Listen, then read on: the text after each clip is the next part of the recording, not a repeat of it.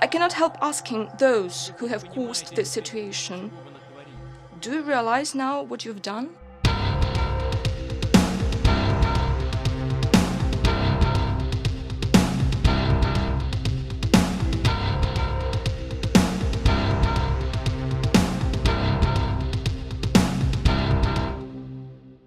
Speaking nearly a month ago, President Vladimir Putin at the International Economic Forum in St. Petersburg, Russia, warned the group of international journalists there repeatedly that Europe, the United States, and Russia were drifting towards full-scale war.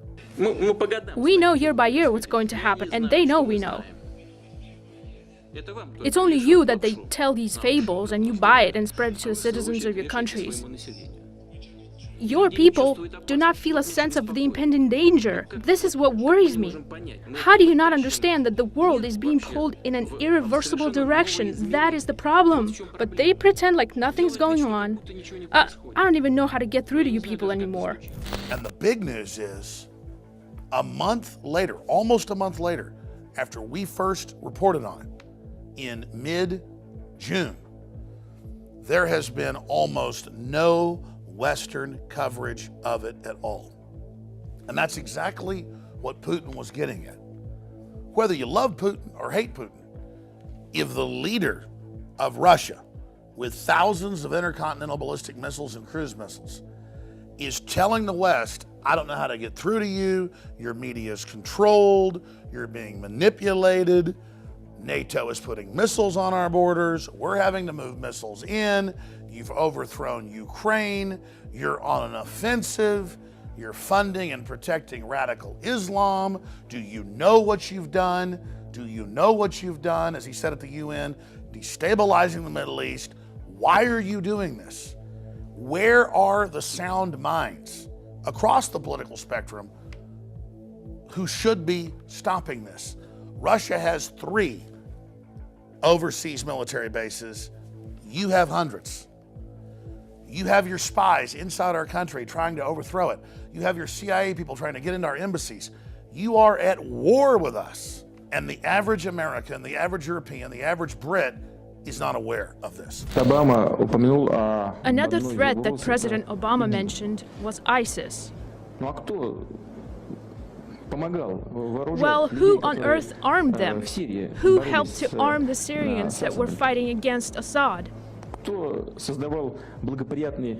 created the necessary political climate that facilitated this situation?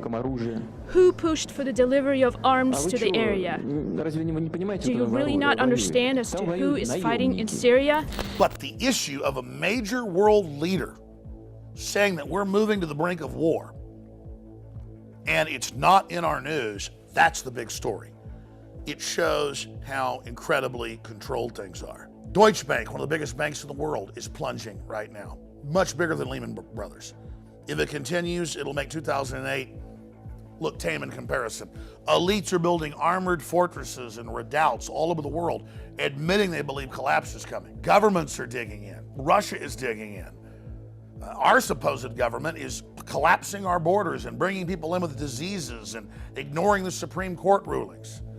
It seems an age of madness or megalomania is now upon us. We've seen great evil out of Russia. We've seen great evil out of Germany. We've seen incredible evil out of communist China.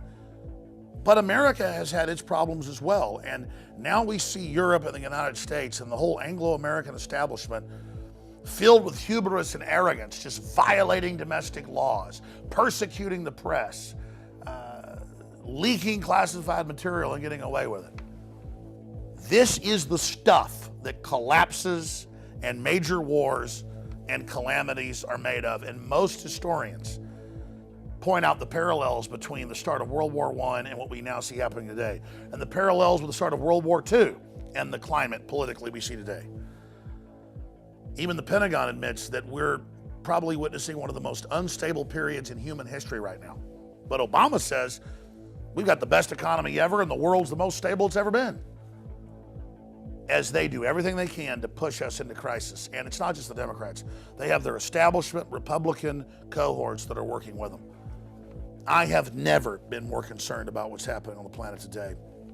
And if we're able to raise the alarm, you, the freedom lovers out there, the people that want to have a civilization, the people that don't want to have war, if we're able to come together, whether we be black, white, old, young, conservative, libertarian, Catholic, Muslim, whatever it is, we cannot continue to have these conflicts. We cannot continue to have this globalist crisis brand where they stir up the problems, exacerbate the crises, and then gain power out of it. Because all the money in the world is going to be worthless if we have a major nuclear war. And that's what the Russian foreign minister and many others say we're going towards. And Putin is now begging with the press to trigger some type of debate and saying, I can't believe how none of this gets through to the people of the West. Please spread this video far and wide, and hopefully it will spur a debate that can cause some type of chain reaction that reverses our course, or at least changes our course from assured Armageddon. 20 years ago, I would interview people like Nigel Farage, the head of UKIP, when they had a couple members of the British Parliament and a couple members of the EU Parliament. Now it's the fastest growing party in Europe. They just had the British exit the Brexit successfully. Nationalism and anti-globalism is rising. I have seen the power of the people when we take action. And sure, our elites are decadent. Sure, they're inbred. Sure, they're very, very narcissistic and disconnected. But they will pay attention when we, the people, force the issue. And we are forcing the issue on this, as well as many other issues going on here in the United States and around the world. I'm Alex Jones signing off for Infowars.com. If you're watching or listening to this transmission, you are the hope. You are the resistance.